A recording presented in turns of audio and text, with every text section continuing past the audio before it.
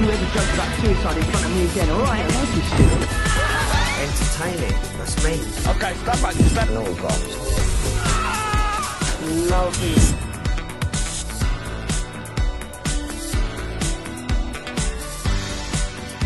Oh, do me a favour. The last time I got anywhere with you. Oh, come on, boys. Man, Stevie. be a bit of a loose cannon, a little bit crazy, a little bit wild. Hey, mate. Hey man, how you doing? I'm fine, thank you. Can you hear me all right? I can. Hold on, let me just. So I've had to put my phone on. Good, it's all good. How are you?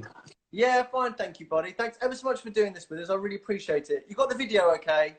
What's up? Yeah. Cheers for that. I appreciate it. Yeah. No, it's fine. It's no worries. How have you been through lockdown? How has things been for you? Oh yeah, it's been all right, you know. To be honest, last year getting used to it was kind of a bit up and down, and then thank God for my podcast, so I was able to kind of really, get into that and interview a lot of really amazing people because it was quite easy to get them because we knew they were all at home.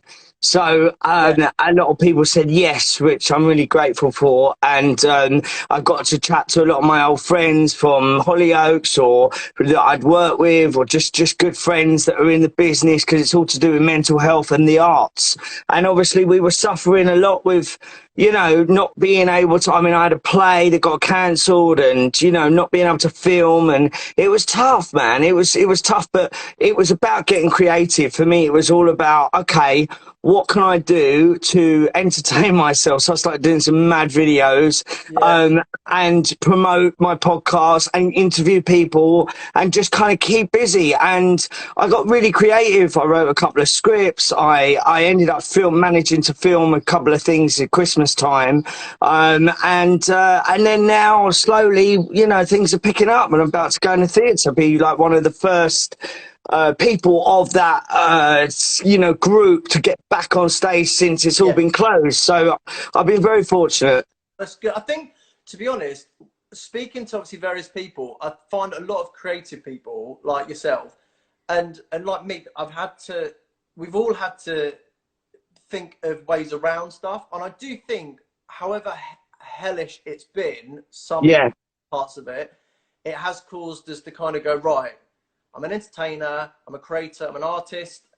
I need to deal with this situation. And so I don't know about you, but some of the ideas I've had have only come about because I can't bear to be sitting watching Netflix all day and every day. I've had to... Absolutely. Yeah. There's a time and exactly. There's only so much you can do with that.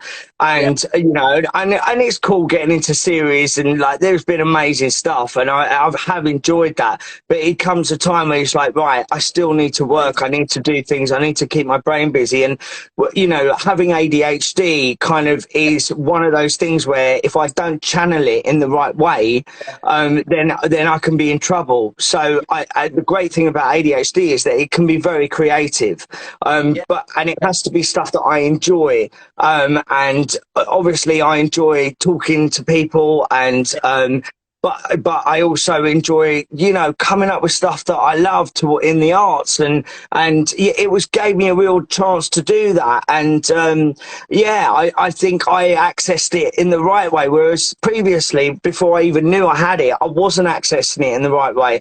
But also to manage it, it is good to have that time for exercise and walking and just all the meditation. That stuff really helps as well to slow the brain down. So there's things I'm finding out still, it's mad, but it all makes a bit more sense. I think it's like, I'm no stranger to tell you this. So last Christmas, normally we have a big contract with like a corporate gig. Obviously it got cancelled because there was no Christmas parties. And I said to my mate, I was like, over Christmas I'm so busy and now I don't really know what to do. So over Christmas, I pretty much dressed up as an elf. Wow. Yeah. Delivered letters to kids from Santa, COVID Brilliant. and stuff on their doorstep. Good for you. I thought to myself, do you know what? Like, I probably wouldn't have thought of this if you know, with the COVID. But what I was going to ask you is, Of course. you just said something that's quite interesting. So I get a lot of parents that message me about booking their kids onto classes and things, and they always say, "Oh, we think our kid is on the spectrum, or our kid's got slight ADHD." And actually, I've said to them, which is, you kind of confirmed it. I've actually said, to be honest, it's probably one of the best things you can involve your kids in, the arts, because actually it's not a sit down. They've got to focus on numbers and things like that. It's creative, Yeah. it's music, it's beats, it's rhythm. Does it kind of make sense to you now, more with things that you do now, that you think, Yeah. that's why I like what I do? But that's why I love choreography. That's why I love dance. That's why I love music. That's why I love, you know, just being silly and kind of burning energy. And, you know, it's all about endorphins, dopamine hits, you know, but in a healthy way, you know, instead of going down the wrong way, it's all about accessing that brain that won't shut up. You know, if you sit with yourself, it's like a washing machine head, and it can be too much. And the brain's kind of saying, I want to be stimulated, help me, you know, like, and it's like, okay, what do I like? What do I enjoy? You know, writing or just like, you know, or starting your own podcast, chatting with people, you know, and anything. Like, I don't read books, but if it's a book that I'm interested in, I'll read it quick. I'll get it. I read Matthew McConaughey's book over Christmas called Green Lights, and I tell you what, I couldn't put it down. But you give me like, I don't know, a book that I'm not that bothered about, it would take me a year to read, you know? I mean, and that is ADHD. It's like we can really get into stuff that we enjoy. So if you enjoy dance, if you enjoy performing, if you enjoy musical theatre, if you enjoy acting, if you enjoy music, do it, access it, you know, like, and you will not want to leave it alone, and you'll realize how good you feel. You know, and that's why I enjoyed drama school, stage school, like, you know, performing arts. It just is, it's in me, and if I do it, I do it to the full, you know, I do it to the max, and I don't do things in halves. Do you know what I mean? If I don't like it, I'm not interested. You know, it's like bills. I hate looking at paying bill. I don't want to know. Well, like going back to like the beginning kind of thing. So obviously, because I've read that you went to Italia Conti. Yeah, I went to Italia Conti. Yeah.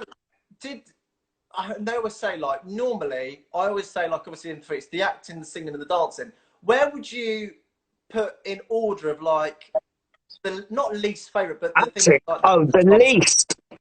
Like least to the top. What was your well, the least would be like modern or like you know, yeah, I wasn't really into modern. I wasn't like, I love jazz, do you know what I mean? I love that Janet Jackson, Rhythm Nation, you know, all together kind of boom, you know, everyone's in time.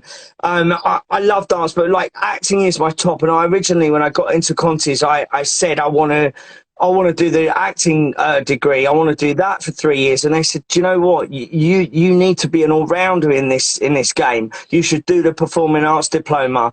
To have that as a performing arts degree is phenomenal, because then you will be able to be an all-rounder. And you know what? It was the best thing I ever did, because I learned how to do double work. I learned, you know, I had elocution, of stage fighting, musical theatre, a lot of different singing. I was in the choir. We were in the Royal Variety performance. We like Take That and shit. Emily, sorry to swear. It was unreal. And I would never have known all of this stuff. And I learned, you know, I learned that I had a certain type of voice, and I learned to kind of, you know, bring that out when I didn't even think I was a singer. And then I majored in acting, so they allowed you in the second and third year to really go for those classes more so. And you know what, it's helped me, you know, no end, because now I do everything. I present, I dance, I sing, I act, and I you know, I love that I can do everything. That's the other thing that you realise is when you come out of it, there were a lot of people that I studied with that were like, I'm a dancer, that's all I do. Yeah. And now when you go to auditions, they say to you, you have to sing a song, even if it's Happy Birthday, which they've said before. They're like, I don't care if it's Happy Birthday. you need to sing something, and the singers are told to dance. And financially as well, it's better because if you can sing and dance, and also we've got positive because we're guys. There's obviously less guys than there are girls doing it. So how did you? Because what's been really lovely doing all these chats and things, finding out about different people, and like I had no idea that I was like, you did the Queen's Nose. Did you also do Casualty? Yeah. That's how did you literally finish the course and then get an agent and audition that way, or were you literally? I mean, I'll do it myself. No. What happened was, yeah. I mean, when I was young and I was at concerts, I had that confidence in me where I knew what I wanted to do, and I was knocking on doors. Do you know what I mean? I had that real, like, I'm going to go for this and I'm going to get it and I'm going to make it happen. And it's not even in my family. It was just, when I was younger, I was with the musical theatre company. We used to do a lot of musicals, and that was amazing. Then I went to a Sylvia Young night class, and she came in one night and said, I want you to be in EastEnders as just extra walk-on stuff, you know. Yeah. But there I was, riding a bike round Albert Square, 11 years old, playing with Ethel's dog, Willie, if anyone remembers Ethel. And I went up to the director, and my voice was not even broken yet. You know, go, now, if you ever need me again, like, please, like, you know, will you call me? Because I just knew that I felt at home. And I just loved it. And then they asked me back when I was 13, and I played a bit of a bigger part at Clubber, and had a few lines to say, and it was really cool. And then I got friendly with Dean Gaffney and Daniela Westbrook and Paul Nichols, and I just got the bug. But my mum was like, you're not going to drama school until you've done your GCSEs.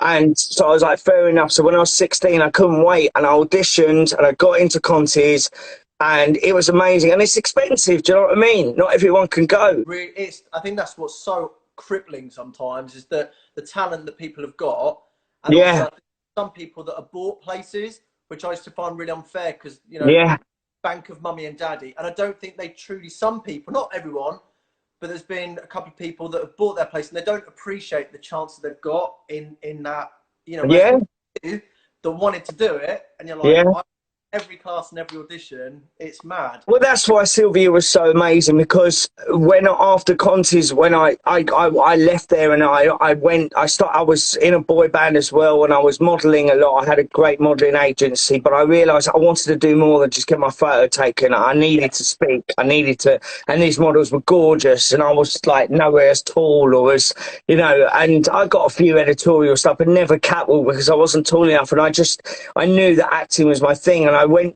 back to Sylvia, her adult agency, and she took me on, and you know, she used to let me be on the panel because she used to give scholarships to people that couldn't afford it, and I used to see this talent, and we'd decide who would deserve the scholarship, you know.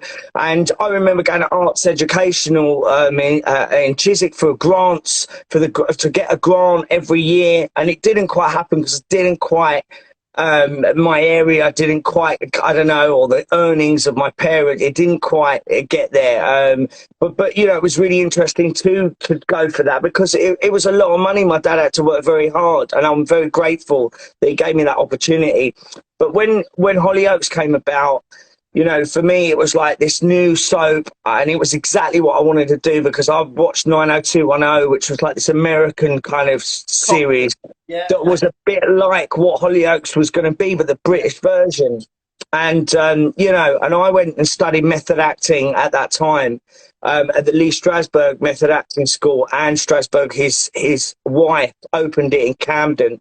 And I really got into that. And I remember going for the audition of Hollyoaks, and, you know, in method, you have to make all these noises and move your instrument, and, you know, it's really kind of like, and I was doing all that in the audition, and the daughter of the casting director went, Mummy, why is that boy like making all those noises?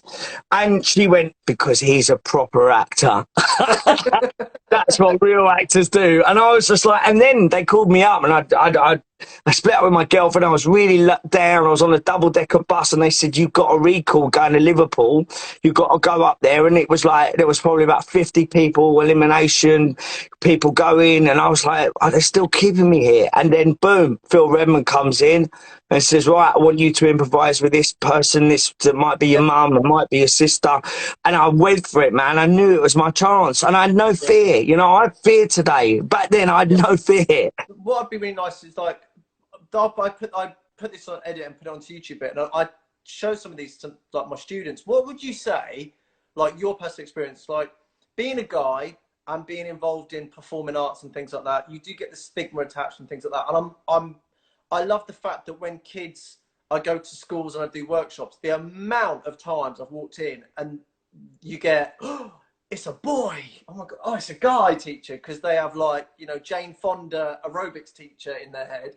And what would you say to lads that want to perform? I mean, did you have any problems growing up with like bullying, or, yeah, you know, were you so like headstrong that, you know, you didn't see No, it? not at all. I just knew I was a little bit different, and I wasn't the kind of guy that wants to be on the rugby pitch and play loads of football. I played a bit of football and I love football, but like I was more into the girls and to the performing and to the music side and the art, and you know, I was always in that creative world, and the guys didn't like it. They were very jealous of it.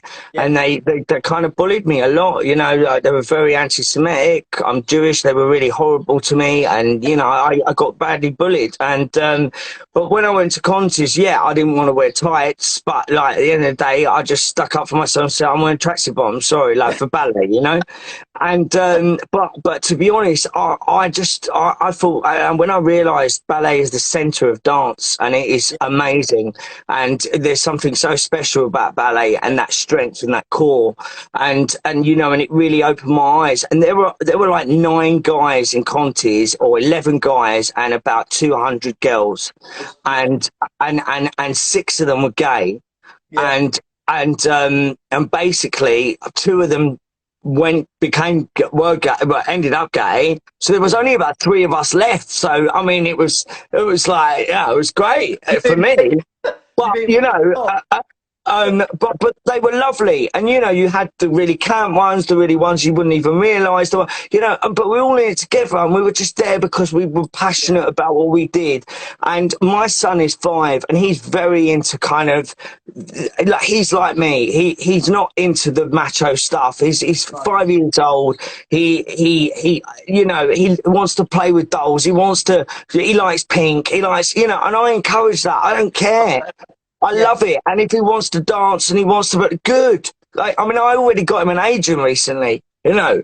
Wow. Yeah, man, a proper good agent. And you know what? I will put him in that direction. And if people want to bully him for it, you know, then more for them, because everyone's different but should be accepted. Yeah. I think I try and say it to the lads that I teach. I'm like, it's a really weird kind of transition. You go through school and college and your training, and you get it ripped out of you, you know, whether you're gay or not. And things, what was hard for me is because I obviously was gay, and people going, you're gay. I was like, I didn't even really know myself.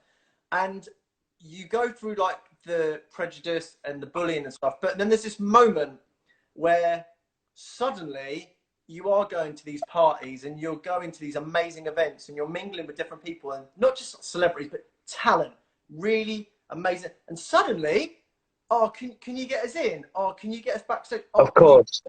Oh, did you have a lot, obviously, when you made it obviously onto Hollyoaks, did you have a lot of people that come out the woodwork that, of course, I always have back, mate? I still do, mate. I still do. I still do. And you know what? I'll always be nice to people, but at the end of the day, you know who your friends are. I know who I want to call when I'm in trouble. I know who I want to call when I'm upset. And, you know, I count them on that hand. Do you know what I mean? And that's what I've got, my unit. And, you know, they're called fair weathered friends. Yeah. You know, and at the end of the day, you know, everyone wants something from someone. And if they were nasty to me, then they can go. Do you know what I mean? If it's obvious that they just want something, then I don't know. I'm quite assertive these days. I Yeah, always have been, but I'll be like, nah, sorry, mate. You know what I mean? Even if I can, I'll be like, nah, I yeah, can't do it.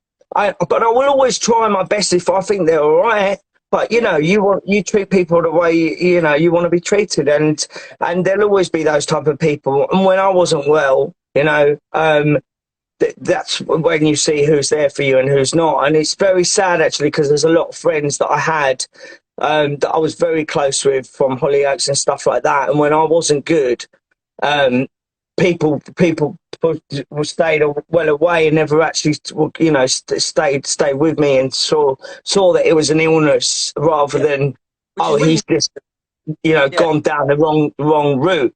Like, mm, you know, if there was more support maybe or more direction about being famous and having money and being slated in the press and whatever, yeah, maybe I would have been more aware of what might have happened to me. But you, all these young people, you know, it's very easy as a crutch to go and have a drink or a joint or whatever, yeah, and it's the industry is rife of it. But some people can put it down and some people have that addictive gene, yeah, and unfortunately it was painful for me and a lot of people just went away from me, and it yeah, really, you know, it's an illness, it's a disease, it's not an excuse, but the no, fact is I wasn't a bad person, I just wasn't very well, yeah, and and um and you know, and you know what I mean? Like, I don't, I own my part in everything, but it's just, you realise who your friends are. yeah. I think it's nice as well that I like from seeing you before and not on when I'm doing these like researching people, like you are honest. You're just like, this did happen. I did do this, and rather than shying away from it, because I think Yeah, it sometimes took me a long time. Took me a long time to get there. I mean, Robbie Williams is the one that actually kind of showed me the way of that, in the fact that he was very honest, so then no one had anything on him. yeah, And the thing is, poor old Caroline Flack, she couldn't get honest. She had too much no, pride, yeah, and you know, because we're afraid that we're not going to get hired. We're afraid that if we tell someone that we're drinking every night or cutting ourselves or you know, using loads of drugs, like yeah, that no one's going to want to know us. But the fact yeah, is, you've got to ask for help, because if yeah, no one knows, then it stays in there. And you know, a problem shared is a problem halved, and you've got to take the power out of it and be honest. And I realised, you know, my platform was my podcast the morning after. It allowed me to do that.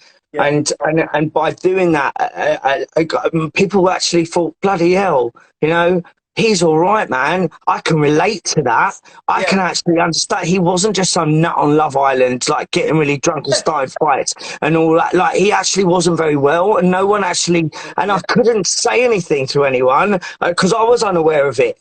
But yeah. the professionals out there, they could see it, And see it and no because one was helping me, man. I You think know? it's a weird from what's really hard and it's difficult is with social media, especially. Like I remember not obviously I remember like probably like you do, like not having Facebook and Instagram and Twitter and things like that. MySpace was barely even around. I remember being at school, when you were at school, the communication were notes under a table, you know, passing to each other, and pen pals if you had one from a different country, from when you did like exchange students and stuff. Sure. What's weird now, and this what's scary, is that I do think you look at these celebrities or influencers or like YouTubers and things, and their lives seem so perfect, and because no one puts on a crappy picture. No one puts on, you know, the picture saying, I'm having a bad day today. I'm not having. So the people watching it just assume, oh, it's only them having the bad day, and it's only me that's got the spot, or I've put on weight, or I'm going for a breakup. And I think what's really nice with you doing your podcasts or chatting, and not just you but various different people, being honest, saying, I really struggled, and almost having a picture and saying, you know, this picture here, I'd just come out of rehab, this was going on, I just split, this was happening, and people go, I remember that picture, but it's weird what you relate to what you think and actually what was going on.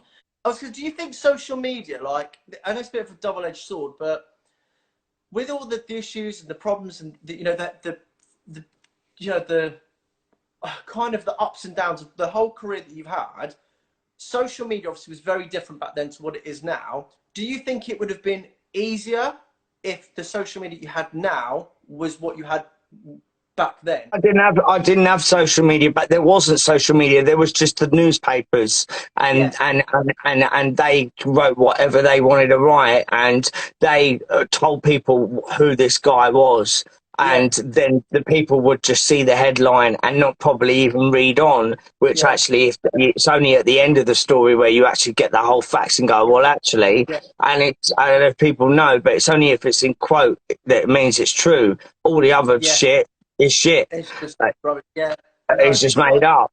And, it's and almost like your voice has been. yeah, I didn't have a voice. I was, they took my voice and, you know, they hacked me. I'm not even going to go into it, what they did. But, you know, at the end of the day, I'm glad there wasn't social media back then, but there was still the internet, and the internet is the internet, and it's always going to be there, and your reputation goes with you a long way and goes with you first. What's upsetting is that people still might remember me or see me as that guy from 20 years ago, 15 years ago, when a lot has happened, a lot has changed, and you know, I'm in recovery. I'm totally abstinent from any drink or drugs. I advocate recovery. I work a 12-step program. I, you know, do a lot for mental health, and I still obviously have flaws and everything, but to be still looked at as that kid, because I was a child, I was a kid, I was a teenager, man. And Love Island, I was 20 something, you know, having fun, and had no idea about addiction or mental health. And you know, now being aware of it, I'm glad that I'm in recovery, and I went through that. I'm not glad I went through that, but I'm glad that I could turn it on its head from a really negative to a real positive now, and actually be able to help others that are struggling, and all these up and coming artists that might have that gene, or not gene because it's not genetic, but might have that way about them. You know, I want to direct them in the right way so that they've got the direction and support about fame and money and girls and boys and you know, and just rejection. And because you could be with a record company 1 minute, get a great one hit, or great at first album, then they drop you, and then what? And then what? You go into depression, start smoking weed, start smoking God knows what, and the next minute you hang yourself. You know, look at what's going on, man, because no one said, are you all right, mate? Are you okay? Because you've been through it, you can now, when people say, oh, you don't understand, you haven't got a clue, you can say, well, actually, yeah, I do understand, because I went through it and I've lived it. Do you know That's why I could be a mentor for all these people, and that's what I'm trying to do. I'm working on a documentary at the moment where we're going to go and talk to these, you know, soap operas and TV companies and record companies, and we're going to go and actually see what they are doing now for health and well-being, whether there is counselling, whether there is anyone directing them in the right way, understanding that they might be hurt one day, they might have broke up with their boyfriend, girlfriend, they might not want to film, they might be anxious, full of anxiety. Is, you know, within us performers. That's why actors want to escape and play another character, because they can't bear to be in their own fucking world. You know, and you know, and it's about just helping people, and the Love Islanders, that the 1 minute they're huge and the next minute there's another lot of them and they're forgotten about. It's very hard, that quick fame, you know, and needs to be aftercare, there needs to be support, there needs to be health and well-being departments, not just publicity departments. You know, there needs to be support around people's heads, health, mental stuff. It's just like breaking your arm. If you broke your head, if you broke your arm, you get it fixed. If you know, it's the same with the head. Do you know what I mean? And I know people have heard all this before, but with the arts, it needs to be more. There needs to be support. Yeah, no, I do think it needs to be almost taught within, especially with performing arts. I mean, anyone can. I mean, we've seen it on reality shows. Anyone can get famous through reality shows and things like that to a point, whatever you class as fame. But I think especially with performers that go through the music, the film industry, I don't ever remember being I never made it big, but like I don't ever remember. I've several friends that made it very big, and I don't ever remember having a conversation with anybody about you need to look after what's up here and keeping a That's how bit. they feel. It's just, yeah. Yeah, Because your friends could be there and say, "Oh, you don't feel good, mate. What's wrong? What's going on?" yeah, But it needs a professional. If it's serious and there's real depression and real hurt and pain and anxiety and you know, and there's other stuff, and you're noticing they're smoking a lot and they're drinking a lot. There's a reason, and a friend can't really do that much. no, The professionals can, and if they're famous and they're working this hard ass kind of schedule, and you know, and the show must go on, there needs to be that department, that support where they get that one-to-one therapy and yeah, and a bit of understand, because no one told me what it was going to be like to have loads of money at 19, yeah, loads of women, be on TV 4 times a week, and then get ridiculed in the newspapers because I went out with her and her or whatever. And do you know yeah. what? And then go into work and be like, "Hey, I'm all right." No, I wasn't. You How's your know, but week no one been? said to me, "Are you all right, mate? Are you okay?" Yeah, You know. But and you know, at the end of the day, that can change. Today, that can change. yeah, they don't say it about the family either. But well, look, there's some there was a couple of questions that people asked, like some random questions and nice questions. So one was, it said from Fitster_2 said, "I've always been a massive fan of you as an actor, Paul. What is one of your favourite scenes you've ever filmed within anything you've done, including Hollyoaks?" It's a really good question. I really enjoyed filming Hollyoaks in Barcelona. We did a thing called Boys Do Barca, which was a late night special that went out over the whole week.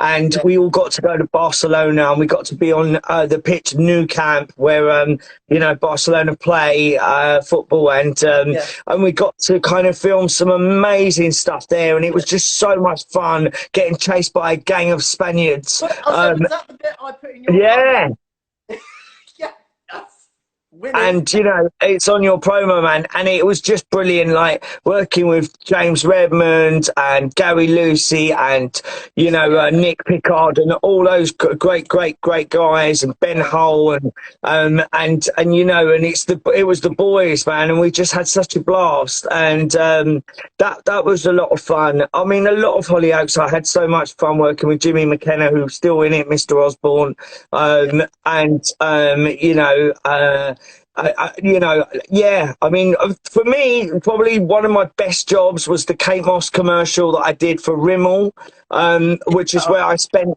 like 3 amazing days with Kate, just me and Kate hanging out, and I was a graffiti artist, and I had to draw like this lipstick tag, like my tag on her face, and kind of, you know, smooch with her. It was wicked. I really enjoyed that. I saw yeah. something recently, actually, that I filmed with Jennifer Ellison, who's an amazing dancer, by the way. And we did a Daz commercial, me and her, and Dr. Leg from EastEnders, and that was awesome. So I really enjoyed doing that too. Oh, well, another one says from stable_270, if you could have the perfect role in any film, which role would you love? Oh, I'd probably like to. I really love like some of Leonardo DiCaprio's roles that he plays, especially like The Wolf of Wall Street. I would like to play something like that character. Also, Yeah. Jack Nicholson in One Flew Over the Cuckoo's Nest. Yeah, But, amazing role in a mental asylum, and yeah, yeah, that was really cool. You Shawshank Redemption, you know, to be in a prison and escape. That would be yeah, pretty awesome. But then yeah. also like something like Awakenings, which was, I don't know if people know, the film with Robin Williams and Robert De Niro, where he plays a guy that's been gets awoken after being asleep for 30 years, and he's got this special illness. I think it was no, I don't know, a special kind of Yeah. really, you know, paralyzing illness that he just shut off and then comes awake, like Rayman, you know, Yeah, with yeah, Tom Cruise and Dustin Hoffman, that type of real challenging character. But you know, I'm excited because I'm about to play the Mad Hatter in Alice in Wonderland. Yeah, and I'm going off on Tuesday for a month, and I'll be at the Groundlings Theatre playing the Johnny Depp role, which I was probably born to play, the Mad Hatter. Yeah. And it's an adaptation of Alice in Wonderland called Wonderland, where Alice comes back in her 20s, and she comes back to Wonderland. So you should come and see it, Jay. I would. Well, funnily enough, about 3 years ago, I said like the Christmas parties I do. I had to be the Mad Hatter over the whole of. Wait, 1 minute, 1 sec. No way. 1 sec. Hi, Tanner. This, Who else we got? this was my hat. No way, man. That's an amazing hat. Shit. I love it. Okay. So yeah. Wow. I wonder what hat they're going to give me. Well, if you need to borrow it, mate, FedEx it to you. Yeah, I mean, it's going to be awesome. So I haven't even watched the film yet because I didn't want to copy. Yeah. Where are you? But Which theatre, or is it a tour? So no, it's a theatre in Portsmouth called the Groundlings Theatre. You should put the thing on your page so people can see that. I'll give you the link. So it's a very iconic theatre, grade 2 listed building. It's going to be all cabaret style because of COVID, so tables, and you'll be able to watch the show. It's on from the 23rd of June to the 4th of July. And yeah, man, if you want to see the DANAN in action playing the Mad Hatter, then it's going to be cool. And it's the beach, it's the seaside, Portsmouth, you know. So come and hang out. Yeah. Oh, brilliant. Well, another one question you had. You gave a talk last year about rehab, and it helped me get help. Who would you say was there? Well, I think you've already answered it. Was there any particular person you say helped you? You said Robbie Williams. Yeah, yeah, absolutely. Russell Brand, Davina McCall, Ian Lee, these are all people that you'd know, but a lot of people that have helped me on like my sponsors that I've had in the past. A good friend of mine, Tom, we call him Manchester Tom. He's like 23 years clean and sober. You know, I aspire to be like this type of people, and you know, my friend Tanner, who's on right now, actually, Tanner Therapy, he has helped me massively as well. You know, and these are people that have been through what I've been through and are clean and sober many years, and are helping others. And you know what? It's really important to pass it on because, you know, they say we can only keep what we have by giving it away. Another one, last one said from AD44, who do you listen to in music-wise? And I've got something for you to do after. So who do you listen to music-wise? The Prodigy. Prodigy? Really? Are they your number one Apple Music kind of?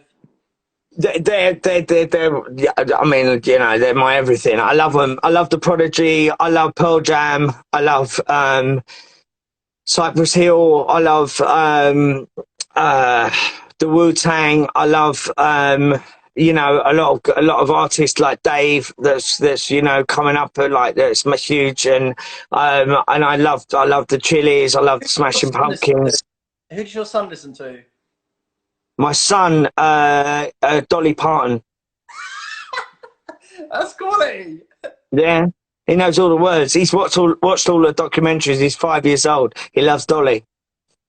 You know, we need Dollyland. That's the next stop for him. I know. That's what we're dying to go to. That stuff Father Christmas, Dollyland. That's where. Hi, Martin. Aubrey. Yeah. My modelling agency has just come on and said hi. Hello. So what I thought we'd do to like end. So normally I do like a this or that with people, which I'm going to do with you. But you obviously act, so I'm going to see how good your film quotes are. So I'm going to give you a quote, and you've got to tell me what film it's from. Oh God, I hope it's films that I know. Well, I hope so. All right, come on, let's do it. I'm going to make you an offer you can't refuse. That's The Godfather. Yeah. You talking to me? That's Taxi Driver. Rocking it, mate. Okay, this one's an easy one because I was like, if it doesn't get them, we'll get this. I ate his liver with some ... That's Silence of the Lambs. Smashing it, mate. I'll have what she's having. That's When Harry Met Sally. Mate, you need someone who wants to be a millionaire, the film edition, right? And the last one. All right, yeah, you're going to need a bigger boat. I know this. Don't even try it. I need a bigger boat. We're gonna need a bigger boat. Isn't it a bigger boat? Oh, fuck. Ah! We're gonna need a bigger boat. No. We're gonna need a bigger boat. No one write it in the comments. We're gonna need a bigger boat. People always think he says we're gonna need a bigger boat. Apparently, it's you're gonna need a bigger boat. You're gonna need a bigger boat. You're gonna need a bigger boat. God, because of the money. It's a I'll give you a clue. Wait. Go on. I'm George. Yeah. Oh wow, that's why I was stuck. Because you know what they say, there's another film where they've earned so much money that they're gonna need a bigger something to put the money. And I was trying to think, what one is that? Well, I did all right. Nancy's put a bit of a fish emoji. Love it. So what I Thanks, do Nancy. at the end of the chat, literally just pick one or the other. So 80s or the 90s? No, what for what? We'll do music. 80s or 90s. 90s. Yes. Tape or CD? So tape, cassette or CD? So tough. CD. Yeah, I mean, I'll go CD, man. I've got so many still. Biker Grove or Grange Hill? Grange Hill. Oh, wow, I thought you were going to say the other one to that. Big Brother, Love Island.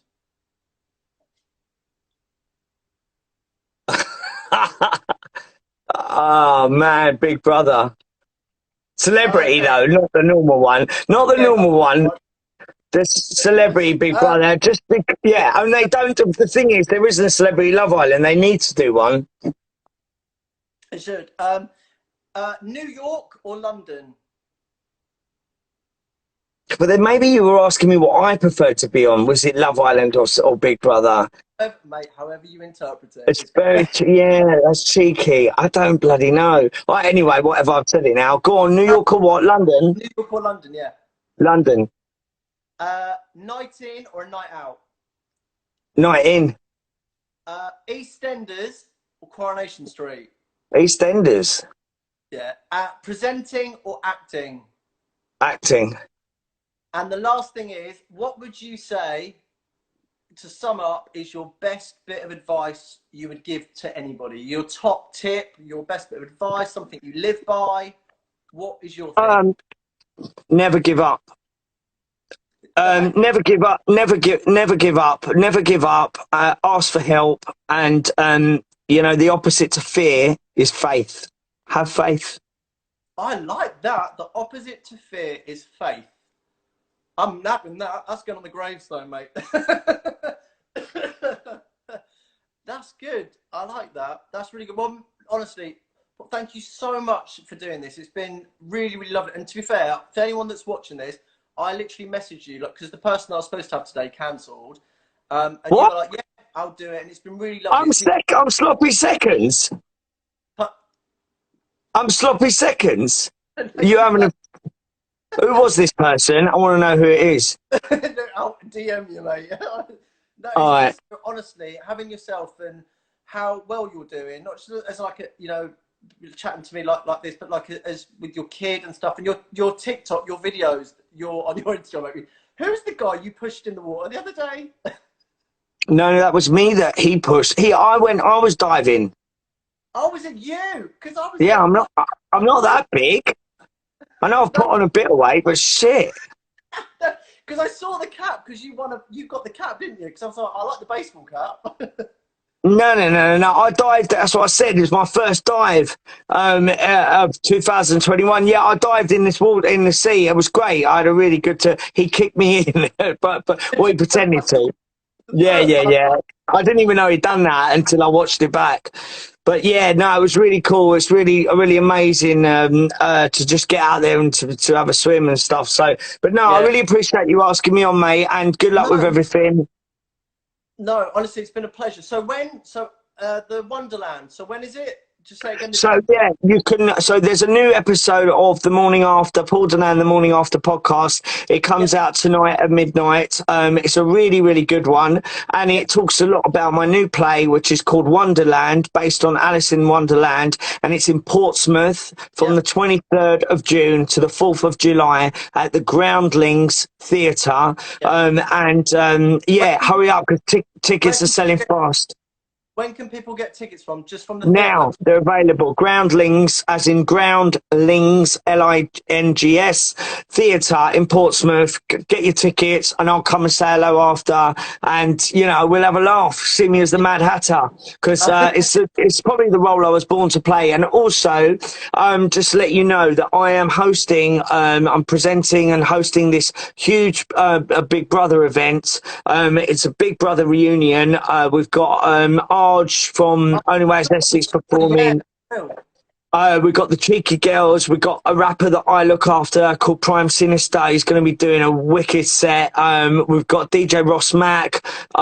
There's some other really cool acts, and all the money goes to eating disorders in aid of Nikki Graham, and it's for eating disorder and Seed, and it's going to be like every Big Brother contestant, celebrity and normal Big Brother, all the, just everyone's going to be there, all the fans, we're going to all be together. There's going to be an auction. I'm going to auction off, actually, a lot of my stuff from Celebrity Big Brother that I've still kept from the tasks.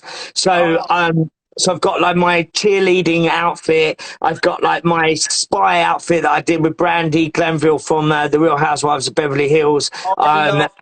I've got that shirt. And I've also got, we talked about the Daz advert that I did with Jennifer Ellison. I've got the shirt that I wore in that. And I'm going to be giving it all away for us to raise money for mental health, for addiction, for eating disorders. So we can all be there for Nikki and raise some money for people that are struggling with that. So, yeah, that is the 7th of July, and it's the unofficial, because we're not allowed to say it, Big Brother reunion. Yeah, buddy, I appreciate it so much, and you've given up your Friday evening with me for a little bit, so honestly, it means a lot. And good luck. I'll try. If I say it, I will do it. I'll try and get down to see the show because it'd be lovely to see you in action. Absolutely. Someone's asking me where it is, the Big Brother reunion. Go on my page or go on my stories and you'll see it, or go on my Twitter at Paulie DANAN, Pauly DANAN, DANAN, and you'll see it all on there. And it's somewhere in Woodford in Essex. But yeah, man, please come and see me, Jay. Yeah, we'll do, buddy. Well, look, send me the info. I'll DM you anyway. Send me all the posts and stuff, and I'll put it on my story. Man. But take care, buddy. God bless. Good luck. Well done with what you're doing. I'm proud of you, mate. Thank you, mate. Means a lot. See you soon. Take care, buddy. Bye. Bye. Bye.